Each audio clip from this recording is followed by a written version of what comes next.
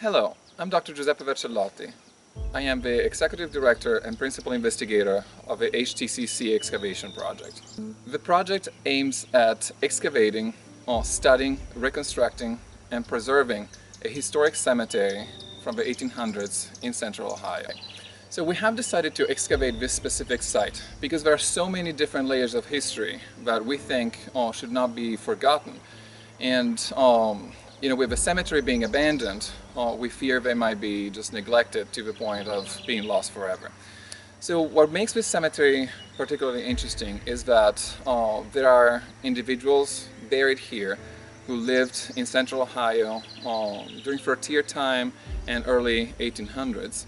But the cemetery was also used during cholera epidemics to bury both workers on the Ohio-Erie Canal and field hands in 1949. So one of the aspects that is so interesting of this project is that by studying the burials of people who died of cholera and people who did not die of cholera, we may learn more about the interactions between the pathogen and the human host. So we think it's extremely important for us to be able to give this piece of history back to the local community. We think that it would be extremely important to learn about the lives of people who first settled in Ohio, and we also want to learn about the canal workers that are generally neglected, if not depicted negatively in official history, but effectively these are the people who built the infrastructure of America as we know it. While on site, we excavate the cemetery archaeologically, meaning that we apply specific methods and procedures to document every single action that took place in the past. I like to tell people that archaeology is as close as we get to a time machine. So it allows us to go back in time and see what people in past times did. So here on site we are working on basically identifying the location of burials, and once we have identified them, we dig down to the level where the human remains are. We expose the human remains and we make sure to properly document them. Archaeology is a destructive discipline, meaning that you can only really do it once. Once we have exposed and removed these remains, we cannot really go back and kind of do it all over. So it's very important that we do it right in the first place. And it's also very important that we document everything correctly as we go. So here at this site, we use the latest technology to make sure we document everything for future generations.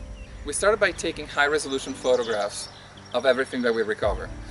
And then we also make sure to record the specific location of each artifact or find that we uncover, so that we know exactly their specific position on the surface of the planet.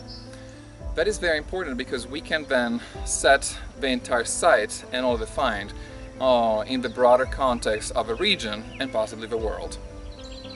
When we have gathered all of these data, then we enter them in a geographic information system that allows us to compile all these different layers of evidence that we can access at a later time. One of the coolest things that we do here is a technique called photogrammetry. So basically we take multiple photographs of archaeological features and then we basically glue them all together in a way that allows us to create 3D models of the features we have excavated. And I particularly love photogrammetry of burials because not only can I go back in time and see how things were when we actually uncover them and excavate them, but we can also share with the community at large the experience of uncovering the remains of these individuals that lived 200 years ago. Once we're done documenting everything, we take the remains to the lab. And in the lab, we can apply several anthropological methods that allow us to reconstruct a biological profile of these individuals. So basically, we can determine the sex, age of these people, we can tell how tall they were. We can also look at indicators of stress, see if they suffer from any diseases. We can also tell what kind of diet they had. We at times are able to determine what kind of activity patterns they had, and sometimes we can relate them to specific professions or activities. So at this site and many other abandoned cemeteries, unfortunately the headstones have been destroyed and vandalized, or maybe they have simply been removed, but ultimately we don't know who these individuals were. They are nameless individuals that really risk being forgotten. So for forgotten individuals in abandoned cemeteries, this biological profile is the closest thing to a name. So we are now wrapping up the first excavation season, which was very successful. We were able to uncover 9 burials, and when we will have these individuals and all other individuals that come out of the site in future years, we will be able to really tell their story and reconstruct life conditions, life history at this specific site. And we really look forward to giving this piece of history back to the community. If we can find all of these different layers of history at this specific site, we will be able to really make this cemetery into an important historic place. We would like to restore the appearance of a cemetery so that every grave is marked. We would like to ideally have a memorial built for the cholera victims, and assuming that we can prove that canal workers died and cholera passed through the region and killed so many people, ideally we can also have this place registered in the National Register of Historic Places. So we look forward to sharing with you the exciting results from this site.